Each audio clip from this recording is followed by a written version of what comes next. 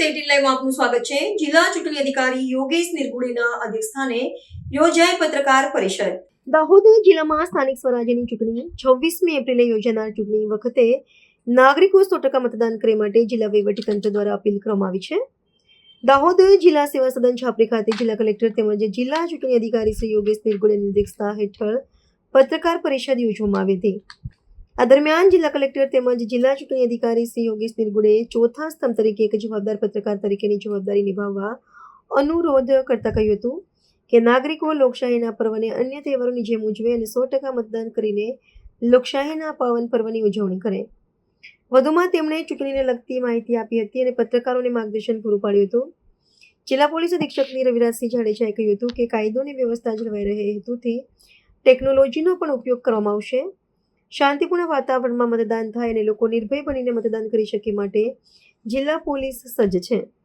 લોકશાહી મોટો પર્વ હોવાથી પત્રકારો ખરાઈ કર્યા વિના અફવા અધૂરી વિગત ખોટી માહિતીના ફેલાય માટેની તકેદારી રાખે એ જરૂરી છે।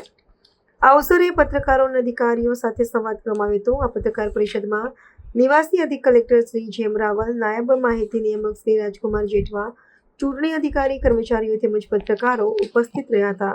આગામી 26 તારીખના રોજ દાહોદ જિલ્લા ખાતે સ્થાનિક સ્વરાજની તાલુકા પંચાયત અને જિલ્લા પંચાયતની ચૂંટણીઓ યોજાનાર છે અને આ ચૂંટણીઓ દરમિયાન કાયદો અને વ્યવસ્થાની પરિસ્થિતિ જળવાઈ રહે, લોકો નિષ્પક્ષ અને ન્યાયપૂર્ણ વાતાવરણમાં મતદાન કરી શકે એ માટે થઈને દાહોદ જિલ્લા પોલીસ પણ સજ્જ છે।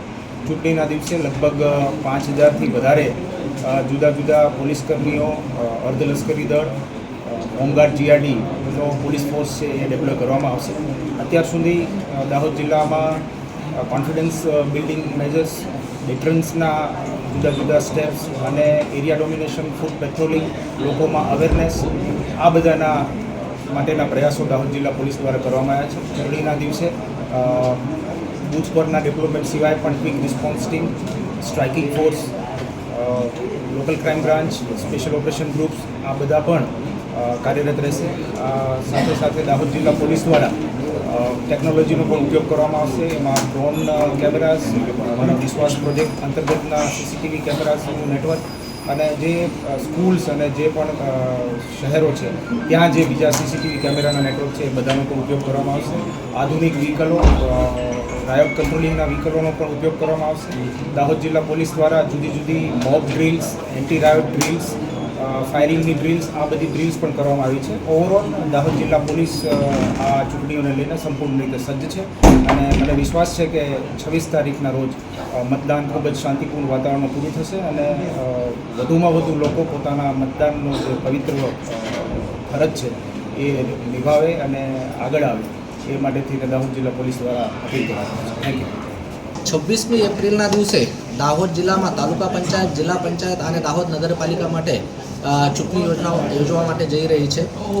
ચૂંટણી તંત્ર દ્વારા અને જિલ્લા વહીવટી તંત્ર દ્વારા અને પોલીસ તંત્ર દ્વારા દરેક મતદાન મથક ઉપર મતદાન જો છે શાંતિપૂર્વક થાય, ફ્રી અને ફેર મેનરમાં થાય એના માટે પૂરતા પ્રયત્ન કરવામાં આવી રહ્યા છે। જો ચૂંટણી સ્ટાફ છે એના માટે પણ પૂરતી સગવડો ઊભી કરવામાં આવેલી છે, મતદાતાઓ માટે પણ પૂરતી સગવડો ઊભી કરવામાં આવેલી છે। તો મારી દાહોદ જિલ્લાના બધા નાગરિકોને વિનંતી છે કે જે 18 વર્ષથી ઉપરના છે અને જેમનું મતદાર યાદીમાં નામ છે એ બધા જણા બહાર નીકળે અને મોટા પ્રમાણમાં મતદાન કરે। લોકશાહીમાં દરેક મતનું મૂલ્ય જો છે એ બહુ વધારે હોય છે, કારણ કે કેટલાક વખત એક મતથી હાર જીત નક્કી થતી હોય છે। તો આપણા મત જો છે ઇમ્પોર્ટન્ટ છે એવું માનીને બધા જણાએ આપણું લોકશાહીનું કર્તવ્ય પાર પાડવું જોઈએ।